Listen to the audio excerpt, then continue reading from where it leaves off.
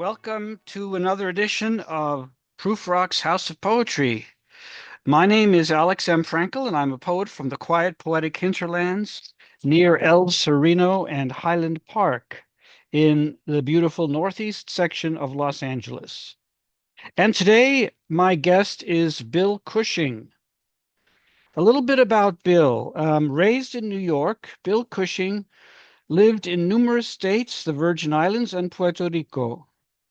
Returning to college later in life, he was called the blue-collar poet by peers at the University of Central Florida because of his time serving in the Navy and working as a marine electrician, among other jobs for several years thereafter.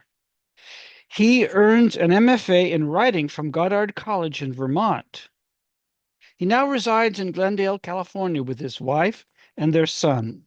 He recently retired after more than 20 years teaching in Los Angeles colleges and continues teaching part-time, though. Bill has four previous poetry collections: A Former Life, Music Speaks, This Just In, and Just a Little Cage of Bone. Welcome, Bill. And greetings. Thank you for having me on there. Thank you. I want to get to my questions, but first, let's hear one of your poems. I believe you wanted to start with "At the Stationers." Yeah. And this is from the new book, The Beast Inside. At the stationer's, wearing a blue and white striped apron, meaty hands resting on hips, Mrs. Bernstein was as close to a babushka as suburban queens got. She stood guard at a freezer filled with ice cream cups and wooden spoons, whose aftertaste stayed way past the frozen flavor. She surveilled boys surveying the rows of plastic models in boxes layered with dust that dispersed into a million motes when moved. At the other end of the corner building, dimly lit by flickering fluorescent tubes, cluttered corridors of shelves sat, spilling sundries, yellow tubes of airplane glue, boxes of Crayolas, and marbled notebooks that ended in a wood and glass counter filled with rows of Turkish taffy, paper wrapped squares of bazooka bubblegum, wax lips, and Pez dispensers. Her husband stands, his pair of a body in gray trousers, strands of hair crossing his balding head. He chews a cigar, eternally unlit, while his look disdained the row of bikes propped against his storefront window. Then, scowling at the kids from the school up the street who leafed through dime comics, he'd bark his ever reliable mantra, come on, this ain't no library. Thank you, Bill. So, I have a series of questions that I like to ask. When did you start writing poetry? Well, I came in very late. I was in my mid 30s before I started school, and I actually came to poetry kind of through a weird side door. I was on the school newspaper and went to a convention, and during the conferences, they had a workshop on how to improve your writing. And I went to it, and the woman who conducted the workshop basically said, "Hey, look, if you want to improve your writing in anything, in any medium, try and write poetry because of the Hmm. challenge that it takes to condense the language, to be careful with each word, with the images, to pay attention to things." She says, if you can write even a bad poem, your writing in other areas will be much better. And I basically that weekend I wrote my first real poem uh, based on an all-night diner I ran into while I was in town. Hmm. Interesting. Yeah, So, what age were you then? About? I was 36, I guess, by that Ah. time. Yeah. Mm-hmm. After that moment, you got into poetry much more regularly. Oh yeah, yeah. It's become I mean, I go into other areas as well, but during my undergrad years, that was what I focused on more than anything else. Although, my MFA is actually in nonfiction, creative nonfiction. I didn't know that. Yeah, but I mean, as you know, I write a lot of poetry because I'm part of your group. So, yeah, I like the challenge. I think it's a fun way to write, and it leads me down a lot of weird avenues that, trip open other doors in a lot of ways. Hmm. That's very true. Um, so I guess you've partly answered that question. The next question I wanted to ask, you've partly answered it already. So you pretty much knew at that point that you wanted to focus on poetry for the rest of your writing career. Yeah, yeah, and I wouldn't say focus, but it is one of the main things because I still write fiction, I still write nonfiction, Hmm. uh, but I find that keeping up it's I guess it's kind of an exercise for the brain for me as well as a great way Hmm. to capture images and things of that nature, which I think is really what I like about writing the poetry. Hmm. Uh, Yes. just the shifting of all kinds of images and thoughts and impressions. Um, so those first couple of years when you were writing poetry, what were your influences, or who were your influences at that time? That's I well I don't know if he'd be an influence, but I really admire Philip Levine. Uh, Hmm. if I had anybody's writings who I think I try and emulate in terms of an influence, it would probably be Heather McHugh. Uh, uh, I really love her stuff. Uh, Here again, Carolyn Forche is another one I really enjoy reading. Uh, but Yeah, Heather McHugh and I really like Stephen Dobbins.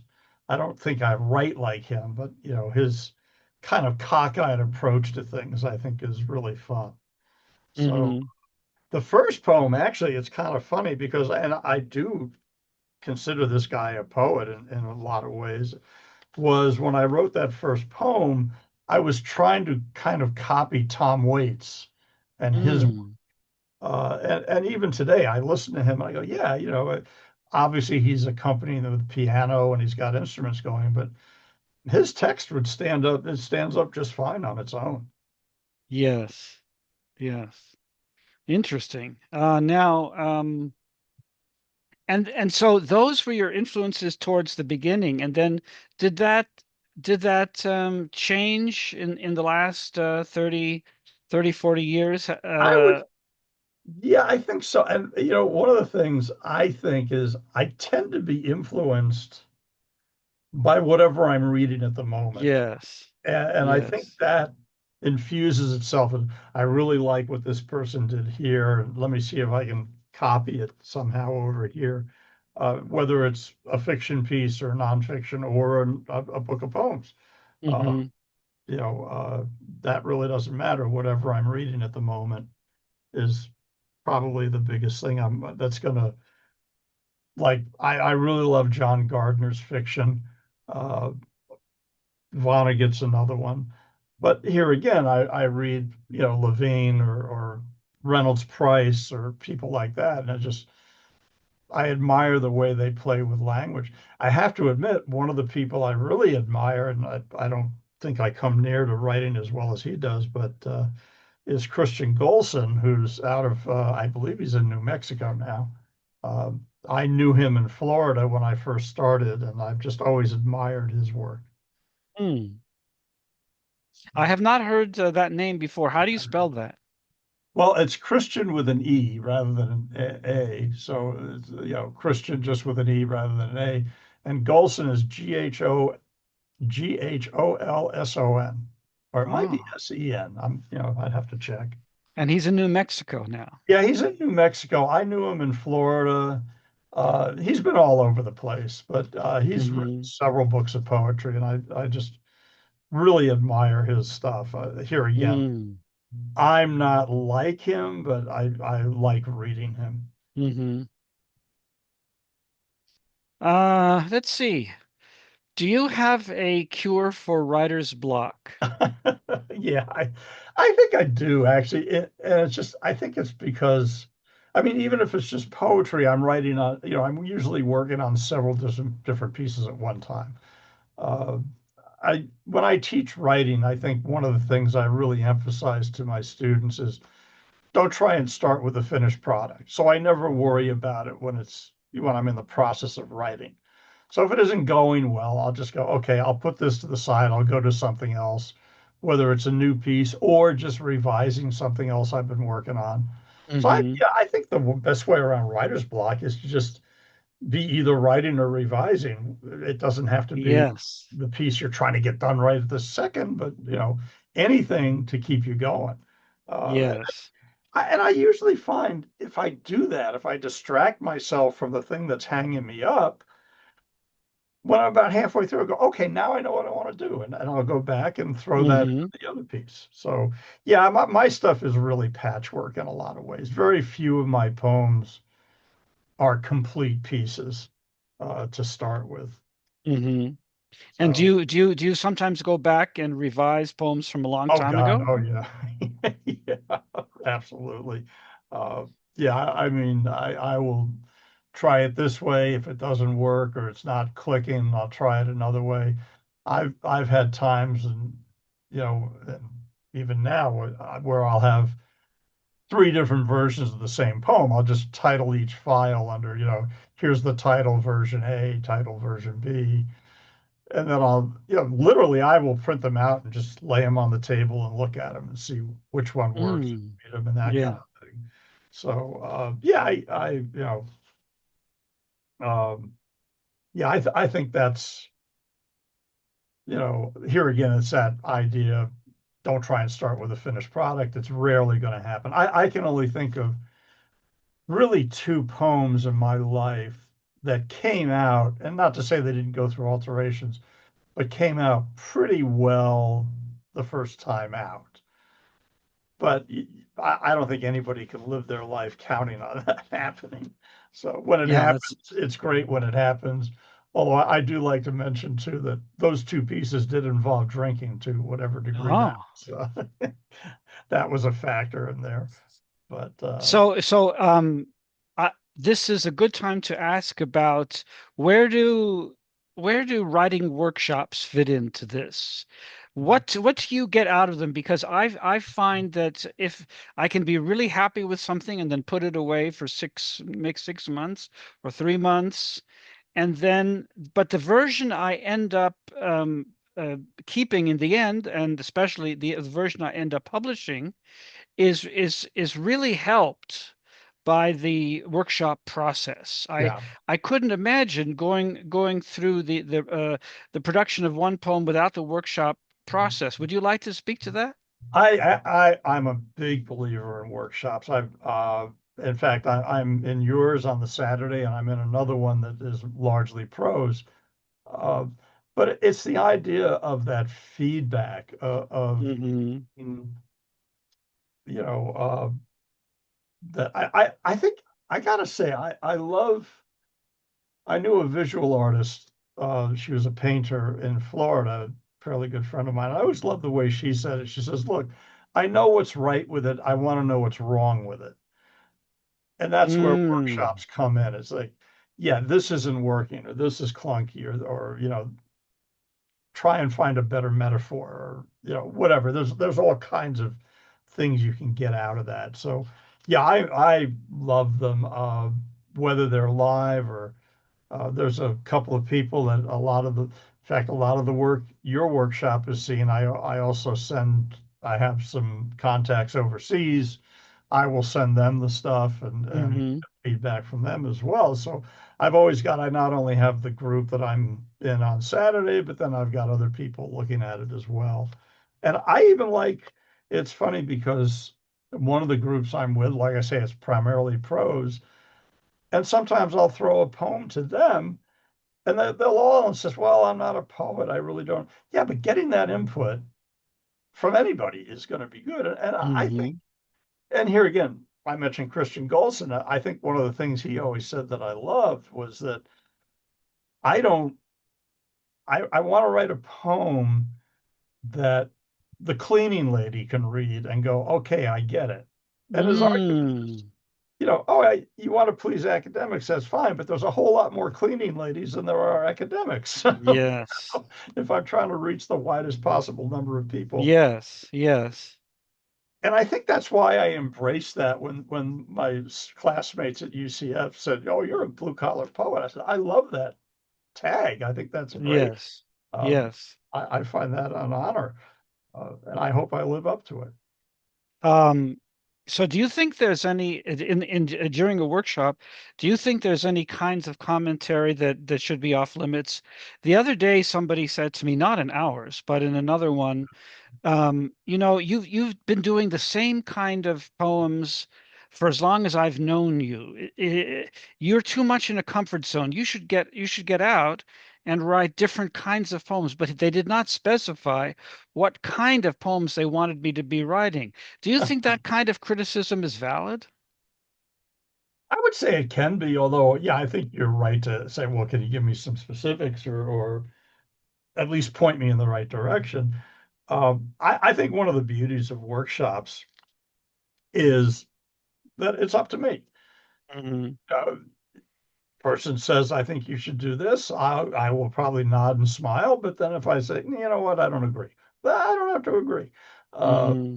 but a lot of times I think, if you have five different people, as we tend Hmm. to do, looking at one piece, you're going to get some good suggestions. I Hmm. mean, when we're doing ours, I'm making notes all the time. Hmm. I'm just sitting there, I print out a hard copy of the thing, and as people talk, I'm scribbling all kinds of stuff and drawing arrows and crossing things out.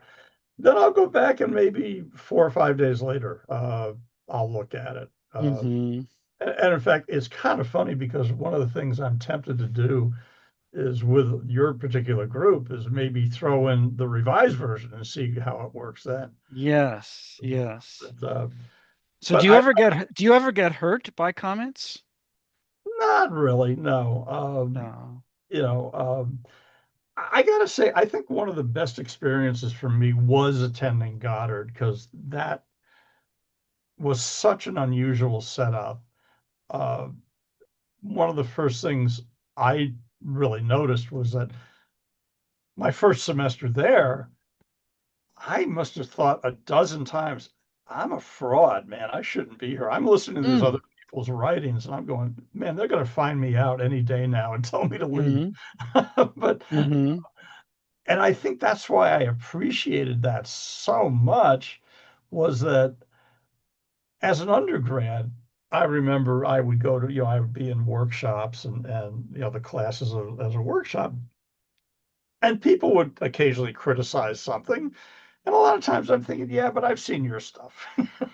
So, whereas when I got to Goddard, the writing, those people were so good. I was like, God, I can't compare.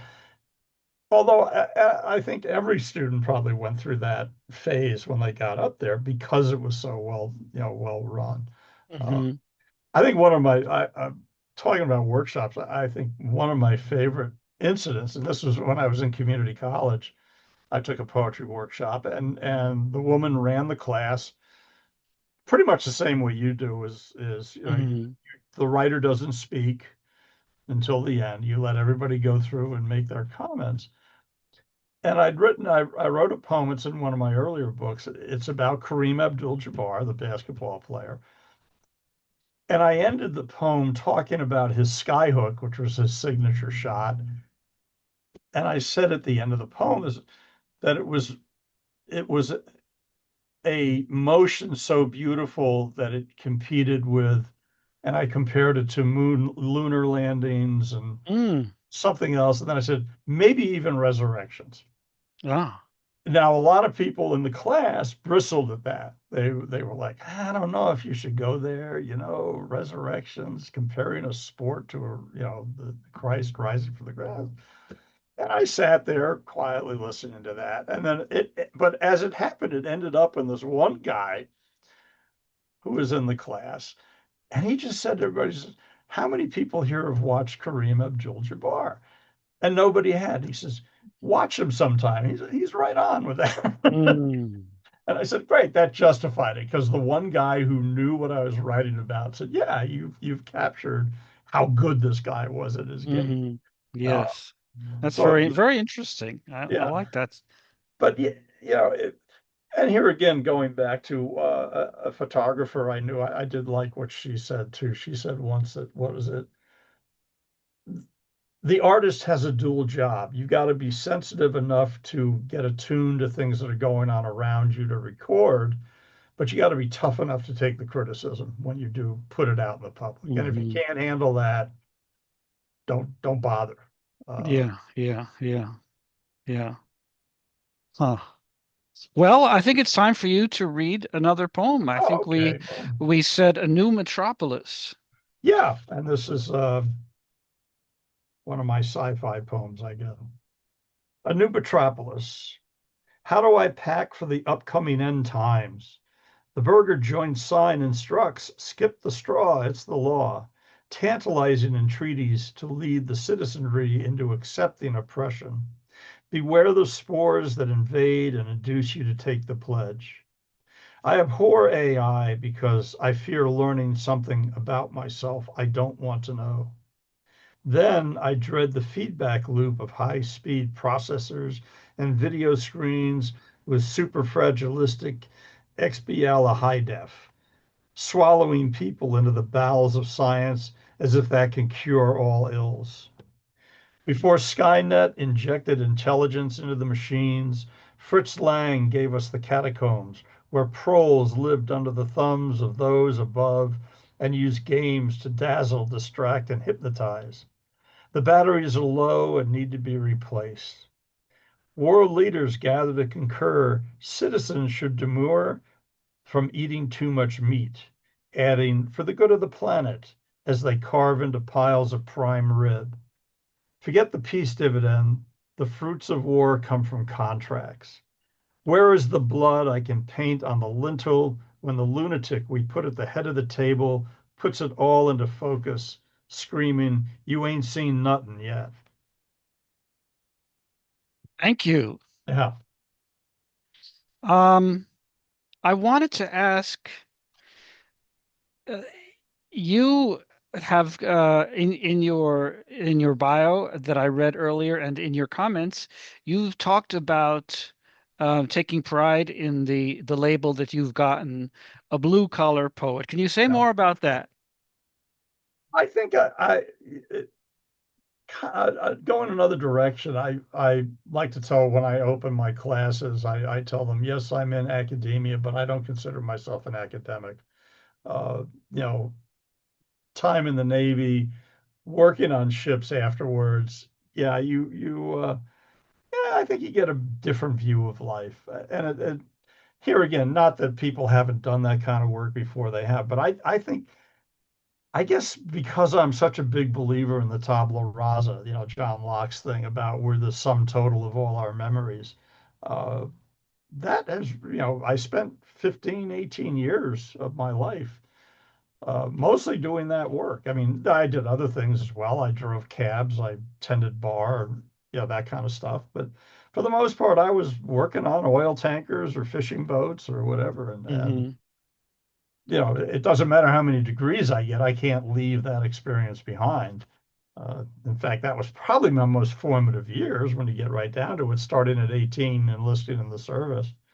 Uh, so, yeah, I think, and once again, it gets back to I like to try and write stuff that I think anybody can read and Hmm. probably maybe not get it all, but at least get enough that they go, okay. And in fact, when my first book came out, a good friend of mine from high school bought a copy, and what did he say? He said, "What is it? You don't have to have a PhD to read his material." Which is, yeah, okay, great. That's what I'm Hmm. shooting for, I hope. So I think, What yeah. what do you say to people who are afraid of poetry?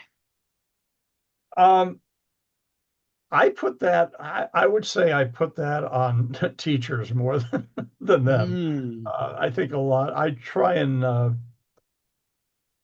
use poems. In fact, today we even went through Edgar Allan Poe's Annabelle Lee, which I like using quite a bit hmm in my classes, mostly because they've encountered it in high school. And then I like to take them through it and just shatter everything they heard when they were in high school about what it's really about.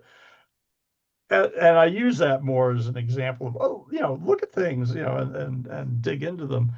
Uh, but I think people get scared of it because there is so much pretension in academia. mm, And I'm not saying there's not pretentious poetry, but a lot of what I've run into, I mean, even like Peter Clappert, who's really dives into language deeply, or who's the other one? Now I forgot his name. I can't believe this. Oh, Merwin. Uh, yes, you know, I mean, they're steeped in a lot of deep dives in their work, but even if you just read the surface, it's still fun to read. yes, You know, yes. That's a very good point, I think. yeah. But yeah, because Clappert is another one who I admire his work. I don't pretend to understand it all. Um, I'm glad we're recording this because I've never heard the name. How do you spell that? Peter Clappert, Klappert. Mm, never Uh, heard of him. yeah, I happen to. It's funny because when I got roped into the poetry as a form of interest, I ended up helping a literary festival that the community college where I went, had every year. And we had Clappert come, we had Levine, we had Donald Justice one year. Uh, who was the other one that I heard there? I don't know. The faculty member who organized it had some really good connections. I don't know Hmm if you know Rick Peabody. Uh, his magazine is Gargoyle, been around for years. He was at one of them. Uh, yeah, well, that's where I met Heather McHugh. Actually, she was one of the hmm featured readers. Uh, but I'll check that name out. I'll check him yeah, out. Although I have so much trouble keeping up with reading, yeah, as you know. yeah, How about let's see, before I have you read one last poem, yeah. because I could easily go on for another hour, but unfortunately we can't. But one thing I really want to ask you, you are really into form. You are kind of obsessed with form. You are fascinated by form, sometimes esoteric Japanese forms and et cetera, et cetera. So tell me something about that. That's funny because that's actually kind of a new development. But one of the things I'm big on is form follows function. What am I trying to get the thing to do? And that's going to determine how I put it together. Hmm When you mention the Japanese forms, especially, I've been particularly smitten by them. And hmm it's more that probably probably 8 years ago, maybe 9 years ago, most of my stuff was very open, blank verse, free form stuff. hmm And I said, you know what? I want to try and pull the reins in and see if I can work within these other forms, the Oviejo, the Chardomo. I've done a couple of those, but even the odes, the sonnets. Uh, but yeah, the Japanese forms I find very interesting. The Seijo, uh, the it's funny because what is it, the tanka? Um, I I went to a reading, a woman who did exclusively tanka, and I said, yeah, God, I want to try this thing out. And what I came up with, it was kind of funny because I wrote two different tankas, hmm and one was for my mother, one was for my father, and both of them dealt with their passing. And I sent them to a guy in England who published Japanese stuff, and he wrote back and he said, "Well, look, first of all, you don't title a tanka, which you've done here. However, there's a form called the samanka, which Oh, is a double tanka, which has a title. And he says, what you've got here might make a good samanka. oh, And I always thought that was funny was I ended up coming up with a whole new form that I never even knew existed just by accident. Uh, but like the what do they call them? Jeez. Well, the Sija, the Senru, uh, but oh, the Imayu, which I really love that one. You've seen several of those from me, yes. where it's actually three poems in one because of the way they set it up. Where okay, you've got seven syllables in five, four lines, and then the poem works as one big piece, but then also the four seven-syllable lines become their own poem, and then the four five-syllable lines become their own poem. And that's putting those breaks on like that, where I have to work within those restrictions, really is a great challenge. I absolutely love it. So I've been Mm, having fun with it. It's not that I do that all the time. And there was even times where I'll do it and I'll go, you know what? I don't like the way this is turning out, but I got the base, I got the bones for something else. So, yes, I I see can what you break mean. out of that and just come up with something new. But having forced myself into that corner, it makes me think of things in different ways. So, but also, like I say, to me, it gets back to I'm a big believer in that form follows function. What do Hmm. I want the thing to accomplish? That's going to determine how it ends up on the page. Uh, Hmm. give one example. I don't know if I ever mentioned this to the folks in the group. Well, Hmm. but when I was in Puerto Rico, I visited this guy's house, and he lived in such a weird place. I mean, his house was so strange with all these very weird images going on. And I wrote it as a poem, just recording these things I saw. I mean, like he had a couple of horses, he had chickens, goats, all kinds of stuff roaming around on his grounds because he was up in the mountains. And I could just every time I tried, I was like, no, this just isn't working. I can't do it. And then one day I was writing a short story about a character. It's actually about a World War II vet with PTSD.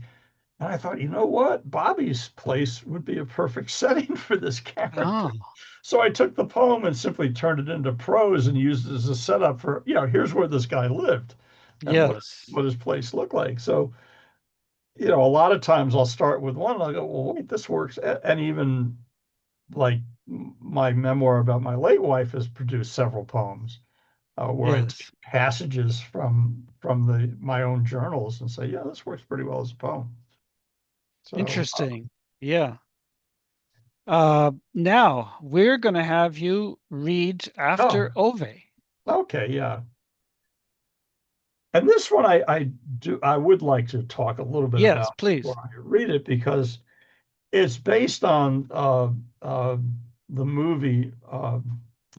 What was the one? Tom Hanks did an American version, which was Oscar, I think, or whatever. But the original Swedish version was a character named Ove. Hmm. And so it's a scene from that movie, but it really struck me. I went and looked up Ove, which was the name of the character, but then there's also, and I love the way this worked out. It's completely accidental, but Ove is also a West African tribal word for a greeting, either Hmm. hello or goodbye, kind of like an aloha thing. So this comes from that movie. So after Ove, the burial, prayers, and eulogies ended, he sits by the closet where her clothes hang suspended. He strokes the woolen sleeve of her favorite coat, holds it up, cups it to his face, and dotes on the last traces of her perfume, knowing she was his bliss, and proclaims, you were to outlive me. Tears erupt as her voice travels through his head, and he mulls joining her among the dead. Thank you. So, and I'm Uh, sorry remember the name of the movie now. Oh, that's all. That happens. That happens to me too. This is recorded, so anyone who is curious will be able to find it for Yeah. themselves. Where can we find and where can listeners find out more about you? Well, Um, I have a website which is yes. actually mywriteronline.net. Of course, I'm listed on Amazon. I have an author page there. Hmm. Uh, but also, if anybody wants, if they'd like to get some books or look at them, here again, you can go to Amazon. But if they'd like to get signed copies, just my email, the Pisces Poet at yahoo.com. Uh, Pisces Poet at yeah, yahoo.com. yeah, and but yeah, and I'm always trying to obviously promote as much as I Yes. can. Uh, Yes. but Yes. I would have loved to ask you more about that, but unfortunately, we don't yeah, want to run up the build here too yeah. much. So thank you so much, Well, Bill thanks for giving me Cushing. the time. You are welcome, and it's so great to see you. And thank you for listening to all who listened today. And stay tuned in the next month for another edition of Proof Rock's House of Poetry.